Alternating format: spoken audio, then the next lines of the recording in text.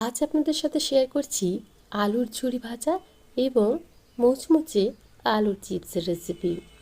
বাচ্চা থেকে বড় সবাই কিন্তু এটা খেতে ভীষণই ভালোবাসে এবং বাড়িতে থাকা বেশ কয়েকটি উপকরণ দিয়েই নিমেষেই তৈরি করে ফেলতে পারবেন।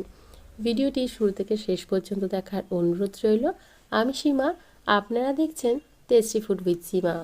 তো প্রথমেই আমি এখানে নিয়েছি বেশ কয়েকটা আলুগুলোকে প্রথমেই খুব ভালোভাবে জল দিয়ে ধুয়ে পরিষ্কার করে নেবেন, কারণ আলুর গায়ে প্রচণ্ড পরিমাণে ধুলো এবং বালি লেগে থাকে। এরপর একটা ছিলনির সাহায্যে আলুগুলোকে ছিলে নিচ্ছি, তবে সব কটা আলু কিন্তু একই সাথে ছিলবো না। ছিলে রাখলে অনেক সময় আলুটা লাল হয়ে যেতে পারে, তাই একটা দুটো করে ছিলে নেব এবং গ্রেট করে নেব। আমি এখানে একটা গ্রেটার ব্যবহার করছি, তো এই গ্রেটারের সাহায্যে আলুগুলোকে আমি গ্রেট করে নেব। তবে যে বড় দানাটা রয়েছে সেটা দিয়ে গ্রেট করছি না, মাঝারি যেটা রয়েছে সেটা দিয়েই গ্রেট করে নেব।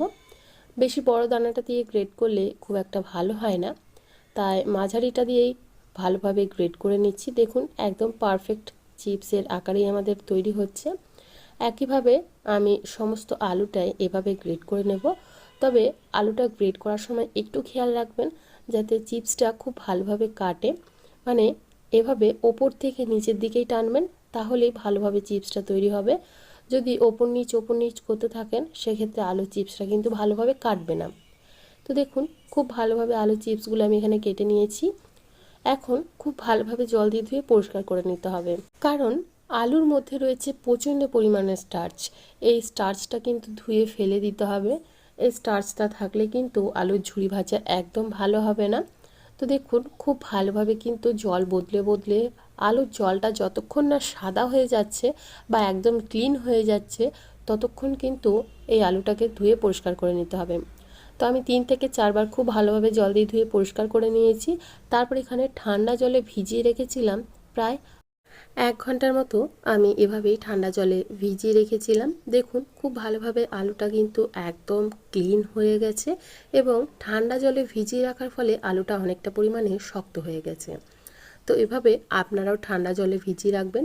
এখন দু হাতের সাহায্যে চেপে চেপে এই জলটাকে বের করে দিচ্ছি এবং একটা স্ট্রেনারের মধ্যে রেখে দিচ্ছি যাতে এক্সট্রা জলটাও ঝরে যায়। তো খুব ভালোভাবে সব আলুটাকে এভাবে হাত দিয়ে চেপে জলটা বের করে আমি রেখে দেব প্রায় 1 ঘন্টার মতো ফ্যানের তলায়। ফ্যানের তলায় রেখে যে এক্সট্রা জলটা আছে সেটাকে একদম শুকিয়ে নেব। তো দেখুন, খুব ভালোভাবে শুকিয়ে গেছে এবং আলুটা আমাদের বেশি ধোয়ার ফলে কিন্তু লাল হয়েও যায়নি। এখন কড়াইয়ের মধ্যে বেশ কিছুটা তেল গরম করেছি, তার মধ্যে একটা ছাঁকনির সাহায্যে এইভাবে একটু বাদাম ভেজে নিচ্ছি। আমরা ওই ঝুরি ভাজার মধ্যেই ব্যবহার করব। এভাবে ভাজার কারণ খুব তাড়াতাড়ি কিন্তু ভাজাও হয়ে যায় এবং তুলতে সমস্যা হয় না। একই ছাঁকনির মধ্যেই আমি বেশ কয়েকটা কারি পাতাও ভেজে নিলাম। আর এভাবে ভাজলে আপনাদের এই কারি পাতা বা বাদাম ভাজতে কোনো সমস্যা হবে না। দেখুন, খুব ভালোভাবে ভাজা হয়ে গেছে। এখন ওই একই কড়াইয়ের এখন বেশ কিছুটা তেল কমিয়ে নেওয়ার পর আমি এখানে আলুর যে ঝুরি ভাজার জন্য আলুগুলো কেটে রেখেছিলাম সেগুলো দিয়ে দিচ্ছি। আর এভাবেই আস্তে আস্তে করে দেবেন, কারণ তেলটা প্রচণ্ড পরিমাণে গরম আছে, যাতে ছিটকে না যায় সেজন্য এভাবে আস্তে আস্তে দেবেন। আর এটা দেওয়ার পর কিন্তু অনেকটা পরিমাণে ফেনাও সৃষ্টি হবে। যেহেতু কাঁচা আলু তাই একটু ফেনা সৃষ্টি হচ্ছে, তাই অল্প অল্প পরিমাণেই দেবেন। এভাবে বেশ কিছুটা আলু দিয়ে দেওয়ার পর দেখুন, ভাজা হতে থাকলে ফেনাটাও কিন্তু কমে যাবে। আর এভাবে একটু ছান্তার সাহায্যে নাড়াচাড়া করলে আলুগুলো সমানভাবে খুব ভালোভাবে ভাজাও হবে। ভাজা হতে কিন্তু খুব একটা বেশি সময় লাগে না, প্রায় 4 থেকে 5 মিনিটের মধ্যেই আলুগুলো খুব ভালোভাবে ভাজা হয়ে যায়। দেখুন, আলুগুলো ভাজা হয়ে গেছে। এখন একটা ছান্তার সাহায্যে এভাবে নাড়াচাড়া করে দিচ্ছি। এরকম সাদা অবস্থাতেও আপনারা নামাতে পারবেন, তবে এই সাদা চিপসগুলো বেশি দিন স্টোর করা যায় না, তাই একটু লালচে করে আমি ভেজে নিচ্ছি। তো দেখুন, আমাদের আলু চিপসটা কিন্তু ভাজা হয়ে গেছে। এখন আমি একটা ছাঁকনির সাহায্যে তুলে নিচ্ছি এবং এক্সট্রা যে তেলটা রয়েছে সেটাকে খুব ভালোভাবে ঝরিয়ে নিচ্ছি। এভাবেই আমি বাকি আলুর যে ঝুরি ভাজাটা সেটাও তৈরি করে নেব। গরম গরম ভাত ডালের সাথে এই আলুর ঝুরি ভাজা খেতে কিন্তু ভীষণই ভালো লাগে। তো অবশ্যই বাড়িতে একবার এভাবে ট্রাই করে দেখবেন, আশা করি আপনাদেরও ভীষণ ভালো লাগবে। তো দেখুন, আমাদের আলুর ঝুরি ভাজাগুলো একদম রেডি হয়ে গেছে। এখন দেখিয়ে দিচ্ছি কতটা ঝরঝরে তৈরি হয়েছে। দেখুন একদম ঝরঝরে তৈরি হয়েছে আমাদের আলুর ঝুরি ভাজা। বেশ কিছুটা পরিমাণে আমি এখানে আলুর ঝুরি ভাজা নিয়ে নিয়েছি এবং তার মধ্যে দিয়ে দিচ্ছি ভাজা বাদাম এবং ভাজা কারি পাতা। এখন এর মধ্যে মশলা মিশিয়ে নেব। দিয়ে দিচ্ছি বিট লবণ এবং চাট মশলা। আপনারা নিজেদের ইচ্ছে মতো যে কোনো মশলা মিশিয়ে নিতে পারবেন, চাইলে লঙ্কা গুঁড়ো মিশিয়ে নিতে পারবেন। যেহেতু বাচ্চারা খাবে তাই আমি লঙ্কা গুঁড়োটা স্কিপ করলাম। এখন খুব ভালোভাবে মাখিয়ে নিচ্ছি। তৈরি হয়ে গেল আমাদের আলুর ঝুরি ভাজা। গরম গরম ভাতের সাথে খেতে কিন্তু অসাধারণ লাগে।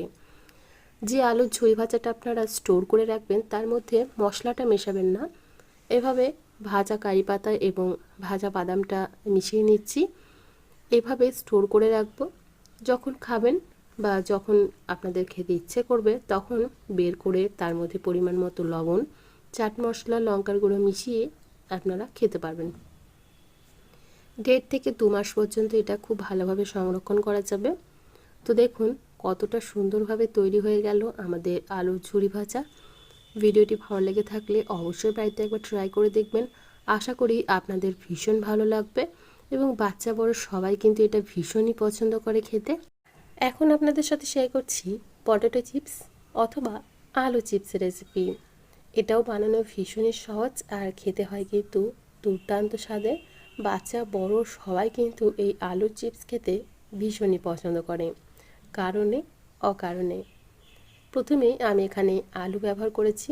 আলুগুলো এমনই নেবেন যাতে সাইজটা খুব সুন্দর হয়, যাতে চিপসের সাইজটাও আমাদের একদম পারফেক্ট হয়। তো প্রথমে আলুগুলোকে খুব ভালোভাবে জল দিয়ে ধুয়ে পরিষ্কার করে নেওয়ার পর খোসা ছাড়িয়ে নিচ্ছি। আর একসাথে সমস্ত আলুর খোসা কিন্তু ছাড়াবো না, এভাবে একটা দুটো করে আলুর খোসা ছাড়িয়ে তারপর গ্রেট করে রাখবো। অনেক সময় আলুর খোসা ছাড়িয়ে রাখার ফলে কিন্তু লাল হয়ে যেতে পারে, তাই একটা দুটো করে আলুর খোসা ছাড়িয়ে নেব এবং আলু চিপসটা কেটে নেব। আমি এখানে একটা গ্রেটার ব্যবহার করছি। তো গ্রেটারে দুটো সাইজ থাকে, একটা ডিজাইন আর একটা প্লেন। তো আমি প্লেনটা দিয়েই করছি আর কিছুটা ডিজাইন করব। তো দেখুন এভাবে ওপর থেকে নিচে বরাবর আলুটাকে স্লাইস করলে আলু চিপসটা খুব ভালোভাবে কেটে যায়। একদম সমানভাবে কাটবে। দেখুন একদম পাতলা পাতলা হয়ে কাটছে এবং একদম সমান কাটছে। আলুগুলো যদি সাইজটা খুব ভালোভাবে নেন তাহলে এভাবেই গোল গোল আলু চিপস তৈরি হবে। একইভাবে আমি সমস্ত আলুটাই খোসা ছাড়িয়ে এইভাবে চিপসের আকারে কেটে নিয়েছি। একদম পারফেক্ট চিপস আমাদের কিন্তু এখানে কাটা হয়ে গেছে। এখন খুব ভালোভাবে জল দিয়ে ধুয়ে পরিষ্কার করে নিতে হবে, কারণ আলুর মধ্যে থাকে প্রচণ্ড পরিমাণের স্টার্চ। তাই এই স্টার্চটাকে খুব ভালোভাবে জল দিয়ে ধুয়ে পরিষ্কার করে নিতে হবে। প্রথমবার ধোয়াতে দেখুন জলটা কতটা পরিমাণে ঘোলা রয়েছে। তো আমি এখানে প্রায় 4 থেকে 5 বার জল বদলে বদলে আলুটাকে ধুয়ে পরিষ্কার করে নিয়েছি। আপনারাও কিন্তু আলুটাকে এভাবেই ধুয়ে পরিষ্কার করে নেবেন। প্রথমবার ধোয়াতে জলটা কীরকম ঘোলাটে হয়ে রয়েছে সেটা আশা করি আপনারা দেখে বুঝতে পারছেন। তো দেখুন এভাবেই আলুগুলোকে আমি বারে বারে জল দিয়ে ধুয়ে পরিষ্কার করে নিচ্ছি। প্রায় 4 থেকে 5 বার জল বদলে বদলে ধুয়েছি। এখন দেখুন জলটা কিন্তু একদম পরিষ্কার রয়েছে, মানে আমাদের আলুর স্টার্চটা খুব ভালোভাবে ধুয়ে নেওয়া হয়েছে এবং আলুটাও খুব ভালোভাবে পরিষ্কার হয়ে গেছে। যতক্ষণ না জলটা একদম ক্লিন আসছে ততক্ষণ কিন্তু আলুটাকে ধুয়ে যেতে হবে। তো খুব ভালোভাবে আলুটা আমাদের পরিষ্কার হয়ে গেছে। এখন এই আলুগুলোকে তুলে নেব একটা স্ট্রেনারের মধ্যে, যাতে এক্সট্রা জলটা একদম ঝরে যায়। এভাবে জল ঝরিয়ে নেওয়াটা কিন্তু ভীষণ প্রয়োজনীয়। এখন একটা কিচেন টাওয়ালের মধ্যে আলুটাকে আমি বিছিয়ে নেব এবং সম্পূর্ণ জলটা যাতে একদম পরিষ্কার হয়ে যায় বা শুকিয়ে যায়, একটা কিচেন টাওয়াল দিয়ে আর একটা টিস্যু পেপার দিয়ে আমি পরিষ্কার করে নিচ্ছি। আপনারা চাইলে এটাকে ফ্যানের তলায় রেখে দিতে পারেন 1 ঘন্টার জন্য। আমি প্রায় 10 থেকে 15 মিনিট ফ্যানের তলায় রেখেছিলাম। আর এভাবে টিস্যু এবং কিচেন টাওয়াল দিয়ে খুব ভালোভাবে মুছে নিয়েছি, যাতে আলুর মধ্যে একটুও না জল থাকে। তো দেখুন খুব ভালোভাবে আমি পরিষ্কার করে নিয়েছি। আলুর মধ্যে কিন্তু একদম জল নেই। আর জলটা খুব ভালোভাবে পরিষ্কার করে নেবেন, কারণ এটা তেলে ভাজার সময় কিন্তু জল থাকলে সমস্যা হতে পারে। এখন অন্যদিকে তেলটা গরম করে নিয়েছি। এখন এর মধ্যে দিয়ে দিচ্ছি আলুর চিপসগুলো। দেখুন খুব ভালোভাবে কিন্তু চিপসগুলো ভাজা হচ্ছে, তেলটা কিন্তু খুব ভালো গরম আছে এখন। আর এভাবেই ফেনা সৃষ্টি হবে, যখন ভাজা হয়ে যাবে ফেনাটাও কিন্তু অনেকটা পরিমাণে কমে যাবে। খুব ভালোভাবে এভাবে নাড়াচাড়া করলেই আলু চিপসগুলো সমানভাবে ভাজা হবে। গরম ভাতের সাথে অথবা এমনি এমনি এই আলু চিপস খেতে ভীষণই ভালো লাগে। তো আমাদের আলু চিপসগুলো ভাজা হয়ে গেছে। এরকম সাদা অবস্থাতেও আপনারা নামাতে পারেন, তবে সাদা অবস্থায় নামালে বেশি দিন স্টোর করা যায় না, তাই একটু লালচে করে আমি ভেজে নিচ্ছি। তো দেখুন আমাদের এখানে আলু চিপসটা ভাজা হয়ে গেছে, এখন নামিয়ে নেব। আর একইভাবে আমি সমস্ত আলু চিপসটাই এখানে ভেজে নিচ্ছি। তো দেখুন আমার এখানে সমস্ত আলু চিপস ভাজা হয়ে গেছে এবং কতটা মুচমুচে হয়েছে আশা করি আপনারা দেখে বুঝতে পারছেন। একদম সুন্দরভাবে তৈরি হয়েছে। এখন বেশ কিছুটা আলু চিপস আমি এভাবে নিয়ে এর মধ্যে বিট লবণ, লঙ্কার গুঁড়ো এবং একটু চাট মশলা ছড়িয়ে দিয়ে খুব ভালোভাবে মিশিয়ে নিচ্ছি। তবে যেটা স্টোর করে রাখবেন তার মধ্যে কিন্তু কোনো রকম লবণ লঙ্কা গুঁড়ো ব্যবহার করবেন না।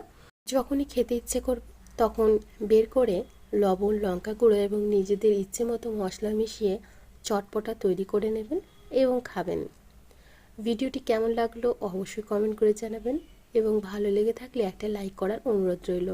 দেখুন কতটা লোভনীয় লাগছে দেখতে এবং খেতেও কিন্তু ভীষণই সুস্বাদু হয়।